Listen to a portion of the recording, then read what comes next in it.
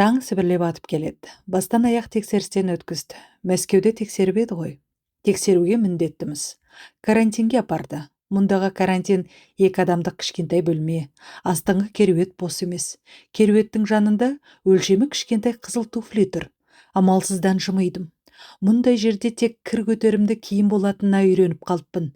Әрең дегенде 2-ші қатқа шықтым да ұйықтай кеттім. Темір есіктің терезесінен таңға сүлестіріп жатқанда ояндым. Сосын қайтып ұйықтап кетіппін. Бірнеше сағаттан соң бірақ ояндым. 2-ші қаттан түстім. Төсектің астында өзі кішкентай, қара торы, қызыл туфли киген келіншек отыр. Темір үстелдің үстінде мәскеулік таңғы аспен салыстырғанда тамаша ас тұр.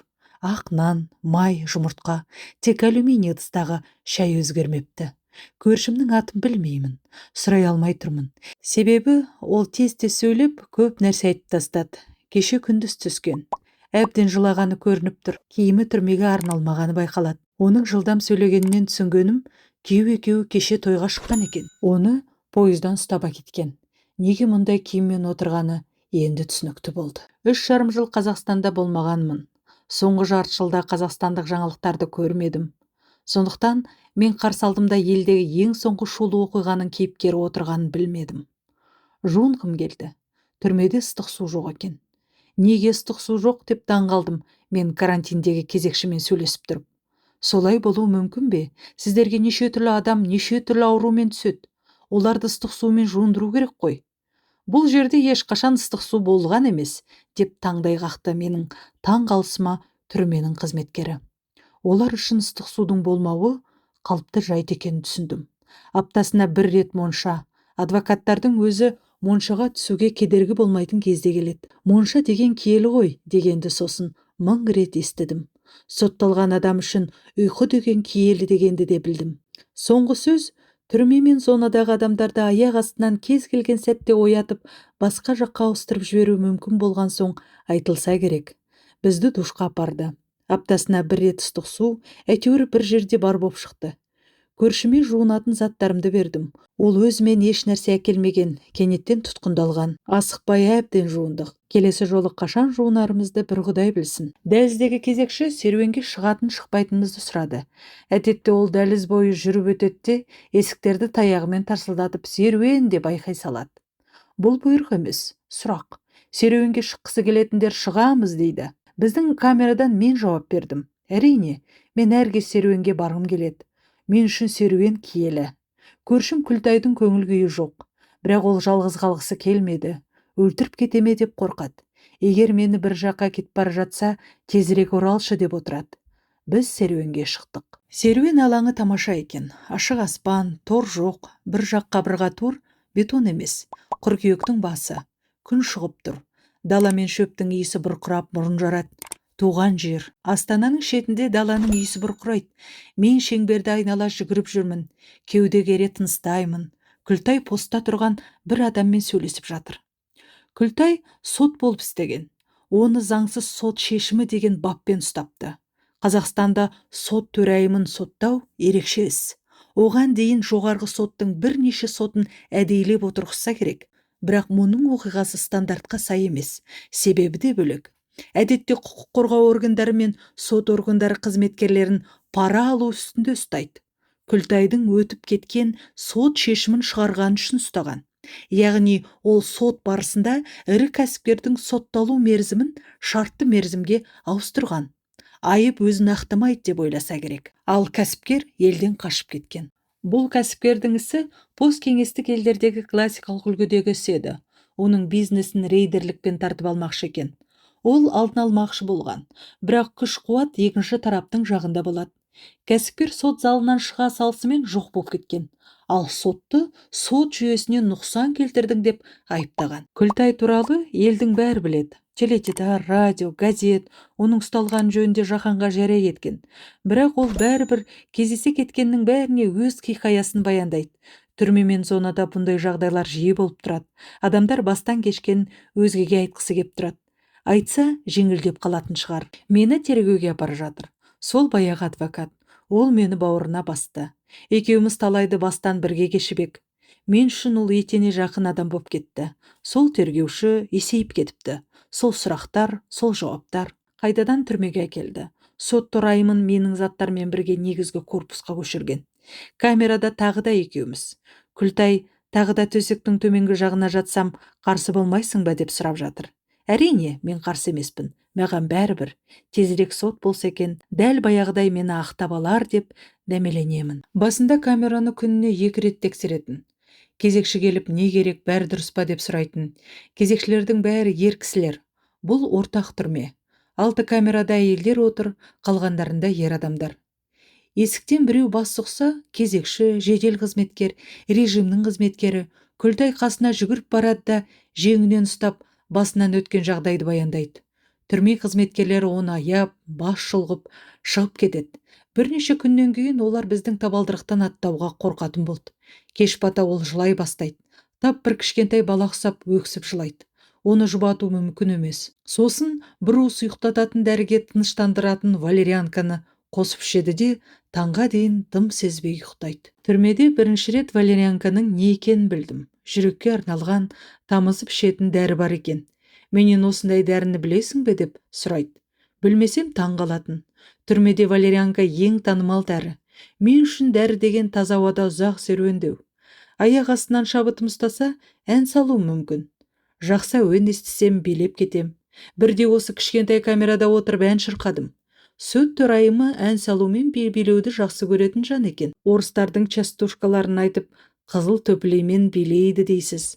Көз жасы қайда кетті? Сыртынан қарасаң сондай бір ерекше көрініс. Мен күлкіге көмілдім. Частушканы өмір бойы білетін сияқты. Жасы шамамен 50-лерде. Ішім түйіліп қалса да оны тоқтату мүмкін болмады. Ән мен би күш қуатты еселейді деп естейтінмін. Бірақ түрмеде адамдар күйзелісте жүреді. Еркіндікте ән салған болсаң, мұнда ән салып би билеуге ықтияр бола бермейді. Мұндай жерде адамдарға шығармашылығы өте жақсы көмектеседі. Тек басын бастасаң болғаны.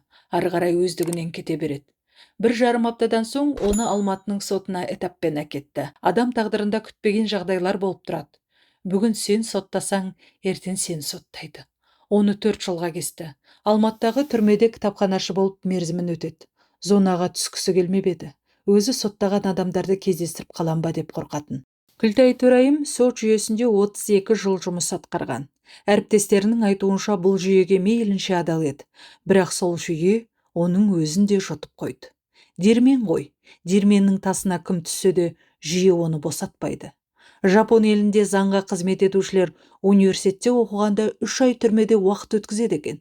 Сотталғандардың қалай өмір сүретінін зерттейді. Меніңше бұл жақсы сабақ. Соттар адамды қайда жіберіп жатқанын өздері анық білуі тиіс. Бұл қылмыс соған лайық па, жоқ па, толық түсінуі керек. 18 ғасырда қазақ жері Ресей патшалығына өтпей тұрған кезде әділдік іздеген жұрт би болысқа жүгініп төрелік сұрайтын.